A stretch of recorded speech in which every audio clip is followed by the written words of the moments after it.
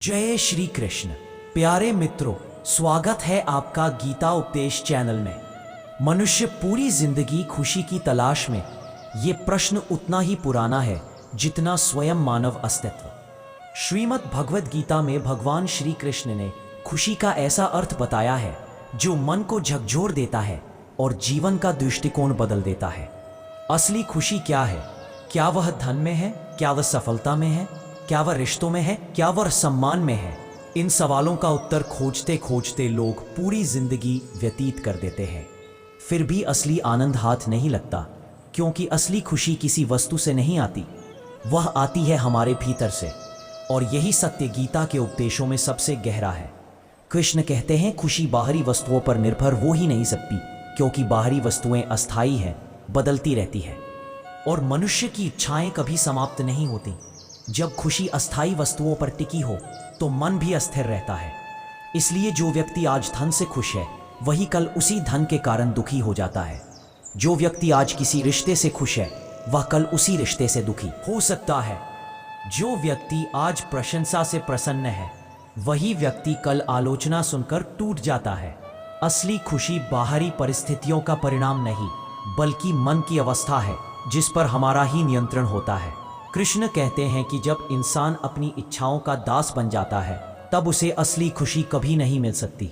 इच्छा पूरी हो जाए तो क्षणिक सुख मिलता है, पर नई इच्छा जन्म ले लेती है। इच्छा पूरी ना हो तो दुख मिलता है, यानी दोनों ही स्थितियों में मन अशांत रहता है।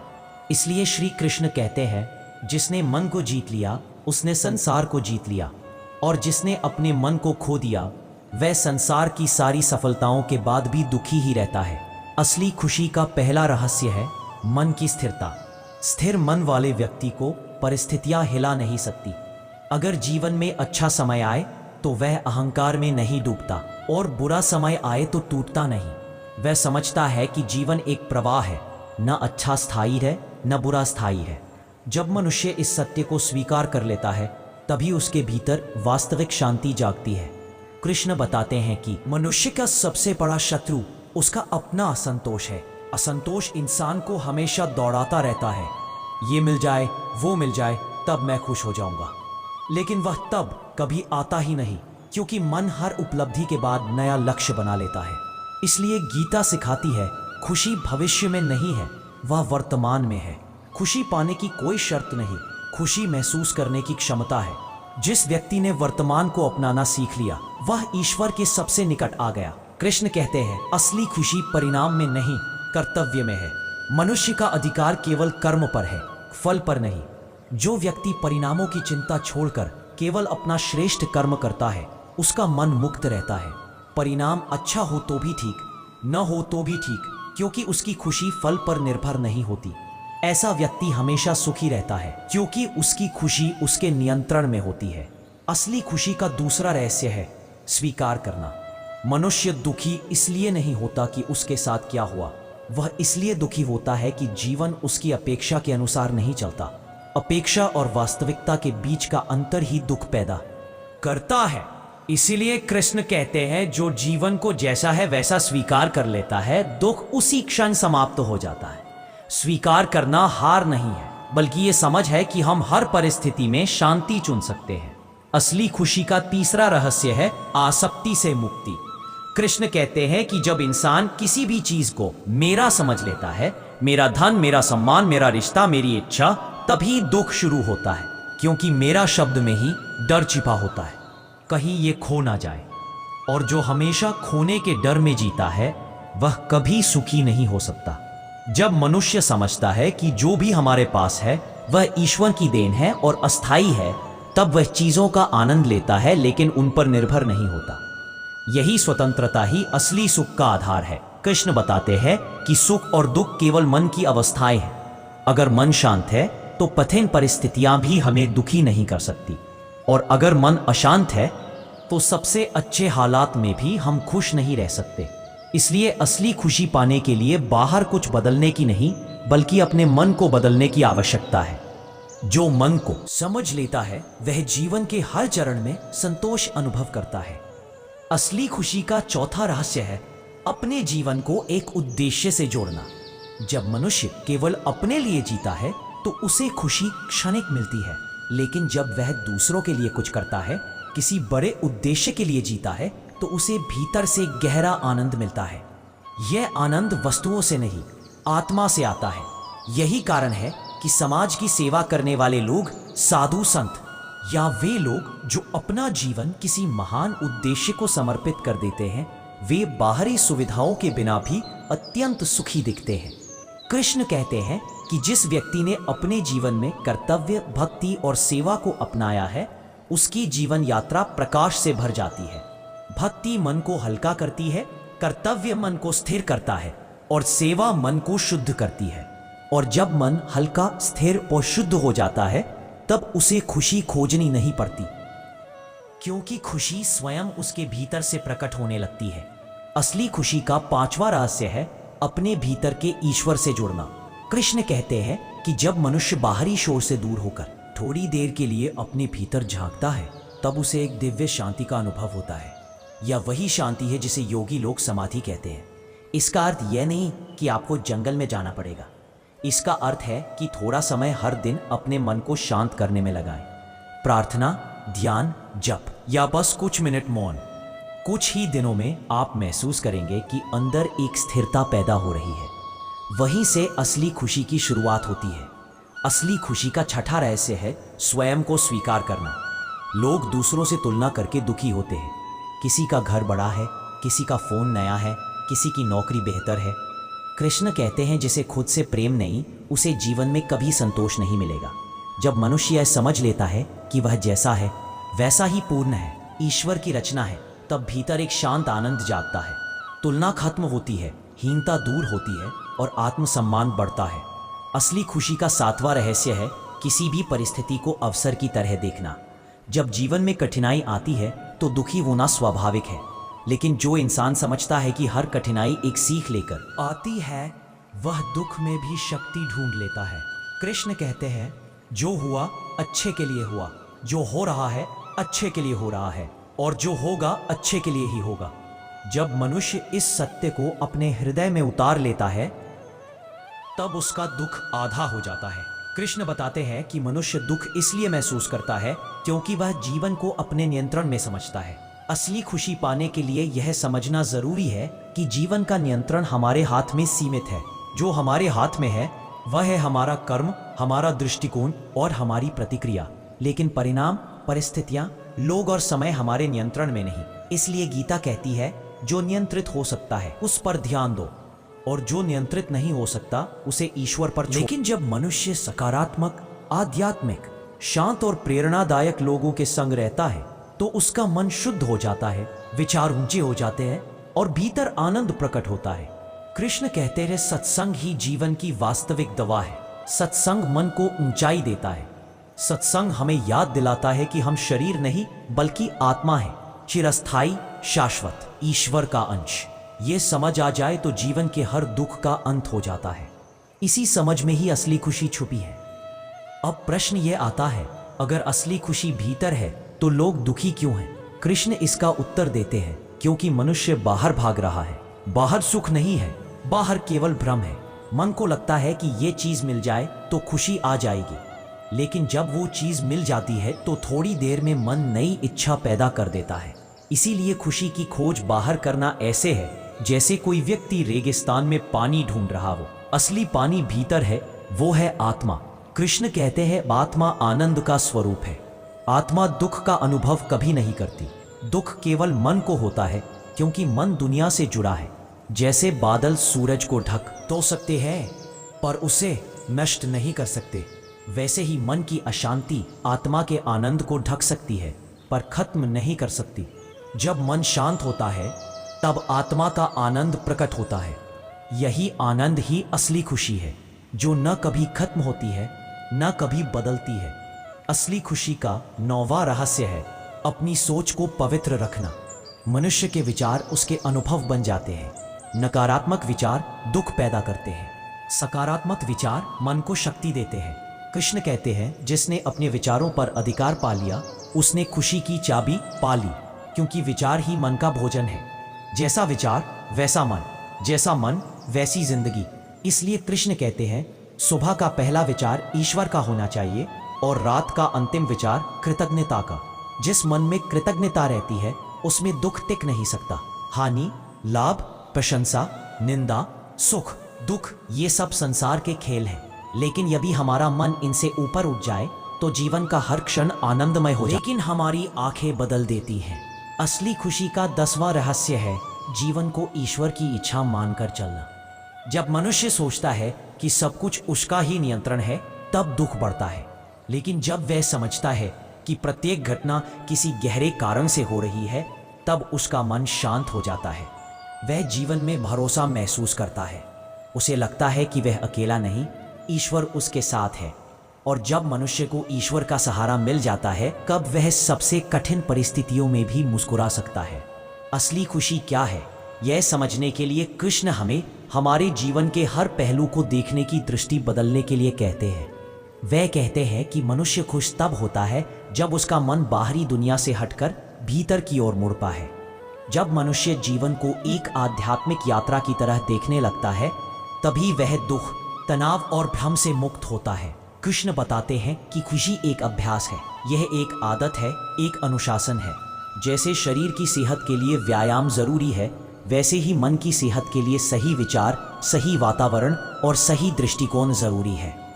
असली खुशी पाने के लिए इंसान को 3 चीजों से बचना चाहिए: अहंकार, क्रोध और लोभ। ये तीनों मन को बांध देते हैं, जिससे व्यक्ति सुख का अनुभव नहीं कर पाता। अहंकार इंसान को अकेला कर देता है, क्रोध मानसिक शांति को नष्ट कर देता है और लोभ इंसान को असंतोष के रास्ते पर धकेल देता है।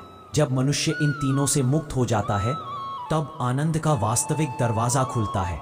कृष्ण कहते हैं मनुष्य के दुख का मूल कारण है उसका अहंकार।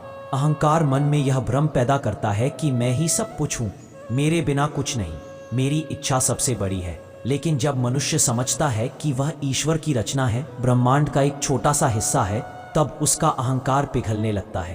अहंकार खत्म होते ही मन हल्का हो जाता है और हल्का मन ही सुखी मन होता है।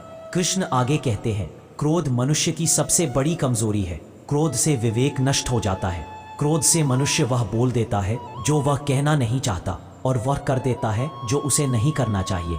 क्रोध मन को जलाता है और जलता हुआ मन कभी सुखी नहीं होता। इसलिए कृष्ण कहते हैं कि जिसने क्रोध पर विजय पा ली उसने दुनिया के सबसे कठिन युद्ध को जीत लिया, क्योंकि क्रोध बाहर के लोगों से नहीं बल्कि भीतर की कमजोरी से पैदा होता है। असली खुशी में सबसे बड़ा बाधक है लोभ, अतिरिक्त इच्छा। मनुष्य जितना पाता है उतना ही और चाहता है। ऐसा लगता है कि जितना मिलेगा उतनी खुशी बढ़ेगी, लेकिन इच्छा का कुआं कभी भरता ही नहीं। कृष्ण कहते हैं लोभ की कोई सीमा नहीं, इसलिए लोभी व्यक्ति हमेशा खाली महसूस करता है। असली खुशी तभी मिलती है जब मनुष्य अपनी आवश्यकता और अपनी इच्छा के बीच अंतर करना सीख ले। आवश्यकता सीमित है, इच्छा असीमित। आवश्यकता पूरा हो जाए तो शांति मिलती है, लेकिन इच्छा कभी पूरी नहीं होती, इसलिए केवल दुख। कृष्ण के अनुसार आनंद का वास्तविक स्रोत है धर्मपूर्ण जीवन। धर्म का मतलब केवल धार्मिक कर्मकांड नहीं, बल्कि सही आचरण, सही विचार और सही उद्देश्य। जब मनुष्य अपने जीवन को सत्य, करुणा, कर्तव्य और ईमानदारी से जोड़ता है तब भीतर स्थिरता आती है। यही स्थिरता ही आनंद का मूल है। कृष्ण बताते हैं कि दुख की जड़ अपेक्षाएं हैं। जहां अपेक्षा है वहां दुख निश्चित है। मनुष्य रिश्तों से इसलिए दुखी नहीं होता कि लोग गलत हैं, वो इसलिए दुखी होता है कि लोग हमारे अनुसार नहीं चलते। नौकरी से इसलिए दुखी नहीं होता कि काम मुश्किल है, बल्कि इसलिए कि हम चाहते हैं कि सब कुछ आसान हो। दुनिया वैसी नहीं होती जैसी हम चाहते हैं, और जब तक मनुष्य इस सत्य को स्वीकार नहीं कर लेता वो दुख के चक्कर में फंसा रहता है। कृष्ण कहते हैं जिसने अपेक्षाएं छोड़ दी उसने दुख छोड़ दिया। इसका मतलब यह नहीं कि मनुष्य को लक्ष्य नहीं रखने चाहिए, इसका मतलब है कि उसे परिणाम पर चिपकना नहीं चाहिए। वो अपना कर्तव्य करे, अपने दिल से करे, पूरी निष्ठा से करे, पर फल ईश्वर पर छोड़ दे। यही स्थित प्रज्ञता है, वही संतुलन है जो जीवन को आनंदमय बनाता है। एक और बड़ा कारण दुख का है तुलना। तुलना मनुष्य को उसके अपने आशीर्वादों से अंधा कर देती है। कृष्ण कहते हैं तुलना वो जहर है जो धीरे धीरे मनुष्य की आत्मा को खोखला कर देता है। जब इंसान अपनी यात्रा को दूसरों से जोड़ता है तो वो अपनी कीमत भूल जाता है। असली खुशी तब आती है जब मनुष्य खुद को स्वीकार कर लेता है, अपनी यात्रा, अपनी क्षमताओं, अपनी सीमाओं और अपने अनुभवों को समझ लेता है। जब मनुष्य खामियों को भी ईश्वर की कारीगरी मान लेता है, तब उसका मन शांत हो जाता है। कृष्ण बताते हैं कि खुशी कहीं बाहर नहीं बल्कि वर्तमान क्षण में है। लेकिन मनुष्य या तो अतीत में जीता है या भविष्य में। अतीत में पछतावा है, भविष्य में चिंता, और जब तक मनुष्य वर्तमान में नहीं जीता, वह जीवन के आनंद को छू ही नहीं सकता। वर्तमान में जीना ही ध्यान है, वर्तमान में जीना ही भक्ति है, और वर्तमान में जीना ही खुशी का वास्तविक स्वरूप है। कृष्ण कहते हैं, जब मन सत्य से जुड़ जाता है तब वह आनंद का अनुभव करता है। और सत्य यह है कि हम आत्मा हैं, अनंत है, शुद्ध है, चिरंतन है। हमें दुख केवल तब होता है जब हम खुद को शरीर मान लेते हैं और दुनिया की परिस्थितियों से अपना मूल्य तय करने लगते हैं। जैसे कोई व्यक्ति सपने में रोता है लेकिन जागने पर हंस देता है, वैसे ही जो आत्मा को समझ लेता है वह जीवन के दुखों को बड़ा नहीं मानता। वह जानता है कि यह भी एक अस्थाई सपना है जो कुछ समय बाद समाप्त हो जाए। और गहरा सूत्र देते हैं, सेवा। जब मनुष्य अपने स्वार्थ से ऊपर उठकर दूसरों के लिए कुछ करता है, तब उसके भीतर दिव्य आनंद जगता है। सेवा मन को शांत करती है, हृदय को विस्तृत करती है और जीवन को सार्थक बनाती है। सेवा में जो सुख है वह संसार की किसी वस्तु से नहीं मिलता, क्योंकि सेवा आत्मा को छूती है और आत्मा का सुख ही असली सुख है। कृष्ण हमें बताते हैं कि जीवन की हर परिस्थिति सीख लेकर आती है। जो व्यक्ति हर घटना में ईश्वर की योजना देखता है वह दुखी नहीं होता। जैसे माता बच्चे के भले के लिए कभी कभी उसे कड़वी दवा भी देती है, वैसे ही जीवन कभी कभी कठिन परिस्थितियां देकर हमें मजबूत बनाता है। जब मनुष्य यह समझ लेता है कि हर चुनौती उसके विकास के लिए है, तब उसका दुख आनंद में बदलने लगता है। असली खुशी तब भी बढ़ जाती है जब मनुष्य अपनी संगति सुधार लेता है। नकारात्मक विचार, नकारात्मक लोग, नकारात्मक वातावरण, ये सब मन को विषाक्त करते हैं और ऐसा मन खुशी को पकड़ नहीं पाता। लेकिन जब मनुष्य सकारात्मक रहता है तो उसका मन स्वाभाविक रूप से शांत हो जाता है। संगति व्यक्ति को वैसा ही बना देती है जैसा वह सुनता और देखता है। इसलिए सत्संग को गीता में अत्यंत महत्वपूर्ण कहा गया है। कृष्ण कहते हैं कि खुशी का एक और रहस्य है, कृतज्ञता। जब मनुष्य अपने पास जो है उसकी कद्र करने लगता है, तब उसका हृदय भर जाता है। कृतज्ञता मन को उच्च बना देती है। जब मनुष्य हर छोटी बड़ी चीज में ईश्वर का आशीर्वाद देखने लगता है, तब उसका दुख मिटने लगता है। कृतज्ञता वह रोशनी है जो मन के अंधेरे को दूर कर देती है। कृष्ण बताते हैं कि जीवन एक यात्रा है जहां उतार चढ़ाव आते रहेंगे, लेकिन अगर मनुष्य इस यात्रा में स्थिर रहा, संयमित रहा और अपने मूल्यों पर टिका रहा, तो उसे हर कदम पर आनंद मिलेगा। दुख की जड़ बाहर नहीं, दुख की जड़ मन की प्रतिक्रिया में है। इसलिए प्रतिक्रिया बदल दो, दृष्टि बदल दो, जीवन बदल जाएगा। असली खुशी तब आती है जब मनुष्य खुद को, दुनिया को और ईश्वर को सही रूप से देखना शुरू करता है। जब वह समझता है कि हर आत्मा दिव्य है, हर प्राणी है, तब जीवन में एक अद्भुत सहजता आ जाती है। सारी बेचैनी गायब हो जाती है। और यही सहजता ही असली आनंद है, जो परिस्थितियों से परे, मन से परे और संसार से परे है। असली खुशी आत्मानुभूति से पैदा होती है। जो व्यक्ति जान जाता है कि वह कौन है, क्यों है, किसके लिए है और कहाँ जा रहा है, उसे दुनिया का कोई भी तूफान हिला नहीं सकता। उसके भीतर स्थिरता, शांति और संतोष का महासागर रहता है। यही महासागर ही असली सुख का स्रोत है, जो न कभी सूखता रहे, न कभी खत्म होता है। जब मनुष्य समझ लेता है कि सच्ची खुशी बाहरी वस्तुओं से नहीं आती, बल्कि भीतर की शांति से आती है, तब जीवन का रूप बदल जाता है। कृष्ण कहते हैं कि मनुष्य का मन ही उसका सबसे बड़ा मित्र है और वही उसका सबसे बड़ा शत्रु भी। जब मन नियंत्रित होता है, शांति देता है। जब मन अनियंत्रित होता है, दुख देता है। इसीलिए असली खुशी पाने का पहला कदम है मन को साधना। मन को साधना किसी युद्ध से कम नहीं। यह निरंतर प्रयास, निरंतर अभ्यास और निरंतर सजगता मांगता है। जैसे नदी का बहाव अगर नियंत्रित न किया जाए तो वह विनाश कर देती है, वैसे ही अनियंत्रित मन जीवन को अस्त व्यस्त कर देता है। लेकिन जब वही मन सही दिशा में प्रवाहित होता है तो इंसान को भीतर का सुकून मिलता है। कृष्ण कहते हैं मनुष्य की इच्छाएं ही उसके दुख का कारण है। हर इच्छा एक नई बेड़ियों की तरह है जो मनुष्य को बांध देती है, और इच्छा का स्वभाव होता है कि जितनी पूरी करो उतनी ही और बढ़े। इसीलिए कृष्ण कहते हैं कि इच्छाओं पर नियंत्रण ही सच्चे सुख की शुरुआत है। इच्छाओं को मारना जरूरी नहीं, बल्कि उन्हें दिशा देना जरूरी है। जब इच्छाएं धर्म से जुड़ती है तो वे मनुष्य को ऊपर उठाती हैं, लेकिन जब इच्छाएं अहंकार से जुड़ती है तो वही इच्छाएं उसे नीचे गिरा देती हैं। कृष्ण बताते हैं कि मनुष्य का सबसे बड़ा भ्रम यह है कि वह सोचता रहे मैं इस चीज को पा लूंगा तो खुश हो जाऊंगा, लेकिन यह केवल मन का खेल है। वस्तु मिलते ही मन कुछ देर खुश होता है और फिर तुरंत नई इच्छा पैदा कर देता है। यह चक्र कभी खत्म नहीं होता। इसलिए कृष्ण कहते हैं कि सच्ची खुशी कुछ पाने में नहीं, कुछ बनने में है। बनावट की खुशी स्थायी होती है, प्राप्ति को खुशी अस्थायी। जब मनुष्य खुद को बदलना शुरू कर देता है, अपनी आदतें, अपने विचार, अपनी प्रतिक्रियाएं, तब उसके जीवन में वास्तविक सुख आता है। कृष्ण यही तो सिखाते हैं कि खुशी आत्मविकास से जन्म लेती है। जब इंसान बेहतर बनता है तब वह अपने भीतर की रोशनी को महसूस करता है, और भीतर की रोशनी ही असली आनंद है। कृष्ण यह भी कहते हैं कि सच्चा सुख स्वतंत्रता में है, लेकिन यह स्वतंत्रता बाहरी नहीं, भीतर की है। बाहरी स्वतंत्रता तो कोई भी छीन सकता है, लेकिन भीतर की स्वतंत्रता कोई छीन नहीं सकता। भीतर की स्वतंत्रता का मतलब है विचारों की स्वतंत्रता, भावनाओं की स्वतंत्रता, प्रतिक्रियाओं की स्वतंत्रता।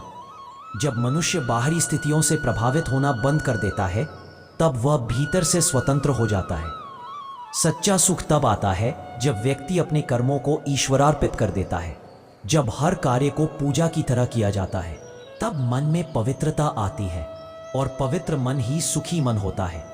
कृष्ण कहते हैं कर्म कर, परंतु फल की चिंता मत कर, क्योंकि फल की व्यक्ति स्थिर मन से कर्म करता है, उसके भीतर आनंद का स्रोत खुल जाता है। कृष्ण हमें बताते हैं कि दुख का एक बड़ा कारण है मोह। मोह मनुष्य को वास्तविकता से दूर कर देता है। मोह हमें उन चीजों से बांधता है जो अस्थायी है, और जब वही चीजें बदल जाती हैं, दूर हो जाती हैं या टूट जाती हैं, तो मनुष्य दुखी हो जाता है। इसलिए कृष्ण कहते हैं कि मोह से मुक्त होना जरूरी है। इसका मतलब ये नहीं कि व्यक्ति प्यार न करे, बल्कि इसका मतलब है प्यार करे परंतु पकड़ कर न बैठे। जुड़ाव तो रखे परंतु आसक्ति न रखे। प्यार शांति देता है, आसक्ति दुख देती है। कृष्ण यह भी बताते हैं कि मनुष्य स्वयं ही अपने दुख का निर्माता है। जब वह ऐसी चीजों को नियंत्रित करने की कोशिश करता है जो उसके नियंत्रण में नहीं है, तब वह दुख पाता है। परंतु जब वह केवल उन चीजों पर ध्यान देता है जो उसके हाथ में है, यानी उसके विचार, उसके कर्म, उसका प्रयास, तब वह दुख से मुक्त होने लगता है। कृष्ण कहते हैं कि असली खुशी तब आती है जब व्यक्ति ईश्वर पर भरोसा करना सीख लेता है। भरोसा मन को हल्का कर देता है। जब मनुष्य सोचने लगता है कि जो कुछ हो रहा है वह मेरे हित में हो रहा है, तब जीवन की कठिन राहें भी सरल लगने लगती है। विश्वास वह शक्ति है जो व्यक्ति को हर तूफान से पार कराती है। जब मनुष्य अपने जीवन का उद्देश्य समझ लेता है, तब उसे आनंद मिलने लगता है।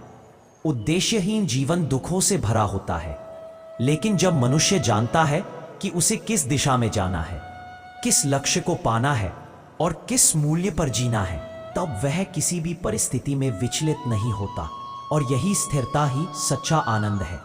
कृष्ण बताते हैं कि भावनाओं को दबाना समाधान नहीं है, बल्कि उन्हें समझना और दिशा देना समाधान है। दबाई हुई भावनाएं दुख पैदा करती है, जबकि समझी हुई भावनाएं शक्ति बन जाती है।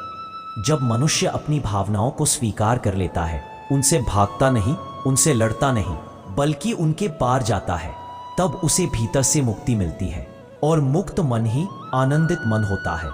असली खुशी में एक और बड़ा तत्व है स्वीकार। जीवन में जो भी हो रहा है उसे स्वीकार करना ही शांति का द्वार खोलता है। विरोध मन को थका दे। स्थितियों को स्वीकार कर लेता है, वह उनसे लड़ना बंद कर देता है और उनसे सीखना शुरू कर देता है। यही सीख ही मनुष्य को मजबूत बनाती है, और मजबूत मनुष्य ही वास्तविक सुख का अनुभव करता है। कृष्ण कहते हैं जो व्यक्ति भीतर से शांत है वह बाहरी शोर से परेशान नहीं होता। दुनिया में कितना भी कोलाहल क्यों ना हो, अगर मन शांत है तो जीवन सुंदर लगता है, लेकिन अगर मन अशांत है तो दुनिया की हर चीज बोझ लगने लगती है। इसलिए मन की शांति ही जीवन की सबसे बड़ी संपत्ति है। उस व्यक्ति के भीतर आनंद का प्रवाह लगातार बना रहता है जो ईर्ष्या से मुक्त है। ईर्ष्या मन को खाती है, आत्मा को कमजोर कर देती है। ईर्ष्या उस आग की तरह है जिसमें सबसे पहले वही जलता है जो इसे अपने भीतर रखता है। कृष्ण कहते हैं, जो व्यक्ति दूसरों की खुशी में अपनी खुशी देख लेता है वही वास्तविक आनंद को पहचान पाता है। असली सुख तब आता है जब मनुष्य तुलना को छोड़कर सहयोग को अपनाता है। कृष्ण बताते हैं कि जीवन को सरल बनाना भी खुशी का एक बड़ा स्रोत है। अनावश्यक वस्तुएं, अनावश्यक विचार, अनावश्यक इच्छाएं, ये सब मन को भारी बना देते हैं। लेकिन जब व्यक्ति सरलता को अपना लेता है तो मन हल्का होने लगता है। हल्का मन ही आनंद को ग्रहण कर सकता है। कृष्ण कहते हैं कि जीवन एक ऋतु की तरह है, हर अवस्था बदलती है। सुख आता है और चला जाता है, दुख आता है और चला जाता है, लेकिन यह समझना कि कुछ भी स्थायी नहीं है। मनुष्य को दुख के समय मजबूत करता है और सुख के समय विनम्र बनाता है। यही समझ ही मन को स्थिर और संतुलित रखती है। असली खुशी तब मिलती है जब मनुष्य अपने स्वभाव के अनुसार जीवन जीता है। जब वह दूसरों की नकल करता है तब वह अपने अस्तित्व को खो देता है, लेकिन जब वह अपनी प्रकृति, अपनी प्रतिभा और अपने मार्ग को समझकर चलता है तब उसे भीतर से संतोष मिलता है, क्योंकि जहां स्वाभाविकता है वही आनंद है। जो मनुष्य माफ करना सीख लेता है वह सुखी होता है, क्योंकि क्षमा मन को मुक्त करती है। बदला लेने की भावना मन को जकड़ लेती है, लेकिन क्षमा मन को उड़ान देती है। कृष्ण कहते हैं, जो व्यक्ति दूसरों को माफ नहीं कर पाता वह खुद को यातना देता है, और जो माफ कर देता है स्वर्ग के द्वार खोल देता है। असली सुख पाने के लिए मनुष्य को अपने विचारों का चुनाव करना आना चाहिए। जैसे हम अच्छा भोजन चुनते हैं ताकि शरीर स्वस्थ रहे, विचार हमारी वास्तविकता बनाते हैं, नकारात्मक विचार ऊर्जा को नष्ट कर देते हैं। इसलिए कृष्ण कहते हैं, मनुष्य जैसा सोचता है वैसा बन जाता है। जब प्यार, दया, करुणा और समर्पण मनुष्य के जीवन में आ जाते हैं तब उसके जीवन में आनंद स्वाभाविक रूप से भरने लगता है, क्योंकि ये गुण आत्मा के गुण हैं।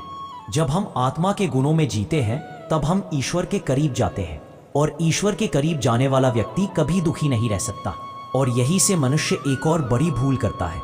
वो सोचता है कि असली खुशी बाहर मिलेगी, लेकिन गीता कहती है कि जब तक मनुष्य अपनी इच्छाओं को नियंत्रित नहीं करता तब तक कोई भी सुख स्थायी नहीं बन सकता, क्योंकि इच्छा वही आग है जो बुझती कभी नहीं, और जितना इसमें घी डालो उतनी ही तेज जलती है। एक इच्छा पूरी होती है तो दूसरी खड़ी होकर रास्ता रोक लेती है। इसलिए जो व्यक्ति इच्छाओं को पकड़कर बैठ जाता है वो कभी शांति नहीं पा सकता, पर जिसने इच्छाओं को नियंत्रित करना सीख लिया वही असली आनंद पाता है। और यह नियंत्रण दबाव से नहीं आता, समझ से आता है। जब मन समझ जाता है कि भोग और सुख में अंतर है तब वो सही चुनाव करना सीखता है। भोग शरीर को सुख देता है लेकिन मन को थका देता है, जबकि आनंद वह है जो आत्मा को तृप्त करता है और मन को शांत करता है। इसलिए कृष्ण कहते हैं, जिस दिन तुम भीतर की शांति खोज लोगे उसी दिन तुम बाहरी दुनिया के गुलाम नहीं रहोगे।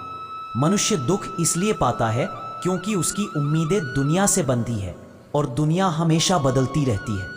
पर जिसने अपनी उम्मीदें भगवान से जोड़ ली उसे दुनिया का कोई तूफान हिला नहीं सकता। असली खुशी तब आती है जब मनुष्य अपनी आत्मा और परमात्मा के बीच के रिश्ते को समझ लेता है, क्योंकि आत्मा अमर है, शांत है और शुद्ध है। उसकी असली खुशी भी शुद्ध होगी। लेकिन शरीर नश्वर है, बदलता है और थकता है। उसकी मांगे भी अनंत है। अगर मनुष्य शरीर की आवाज सुनेगा तो कभी खुश नहीं रहेगा, पर अगर आत्मा की आवाज सुनेगा तो हमेशा खुश रहेगा। आत्मा का पहला संदेश यही है, संतोष। इसका अर्थ यह नहीं कि जीवन में कुछ पाना छोड़ दो, बल्कि यह कि जो भी पाओ उसमें शांति खोजो। जो व्यक्ति संतोष को समझ लेता है वह धन देखकर खुश नहीं होता, और धन ना हो तब भी दुखी नहीं होता। उसकी खुशी बाहरी चीजों पर टिकी नहीं होती। यह वही अवस्था है जिसे कृष्ण स्थितप्रज्ञ कहते हैं। वह व्यक्ति जिसका मन स्थिर, शांत और ज्ञान से भरा होता है, उसे न प्रसन्नता उठाती है और न दुख गिराता है। वह परिस्थितियों से नहीं हिलता, परिस्थितियों को समझता है, और यही सच्चा आनंद है। गीता बताती है कि असली खुशी अपने स्वभाव को पहचानने में है। मनुष्य का स्वभाव मनुष्य दिव्य अपने है, कर्म को लेकिन भगवान खुद को समर्पित छोटा करता मानकर है। दुनिया जब में वह भटकता कहता है, रहता है। हे कृष्ण, जब मैं उसे प्रयास याद आता करूंगा है लेकिन कि वह फल भगवान आपका का है, अंश है, तब उसका दिन हल्का हो जाता है। क्योंकि चिंता का बोझ वही खत्म होता है जहां समर्पण शुरू होता है। जो व्यक्ति अपने कर्मों को ईश्वर को समर्पित कर देता है, उसका मन मुक्त हो जाता है। वह हर काम शांति से करता है, क्योंकि उसके भीतर भय नहीं रहता, न असफलता का डर, न परिणाम का तनाव। और जब मन पर तनाव नहीं होता तो अंदर का आनंद अपने आप प्रकट होता है। जीवन में जितना बोझ हम खुद उठाते हैं, उतना कोई और नहीं डालता। और जब मनुष्य यह समझ लेता है कि उसे बस कोशिश करनी है, नतीजा भगवान तय करेंगे, तब जीवन सरल हो जाता है। कृष्ण कहते हैं, जो व्यक्ति भीतर शांत है वही दुनिया को शांत करता है। जो स्वयं आनंद में है, दूसरों को आनंद दे सकता है। असली खुशी दूसरों से कुछ लेने में नहीं, दूसरों को देने में है। क्योंकि देने वाला हमेशा ऊपर उठता है और लेने वाला हमेशा नीचे झुकता है।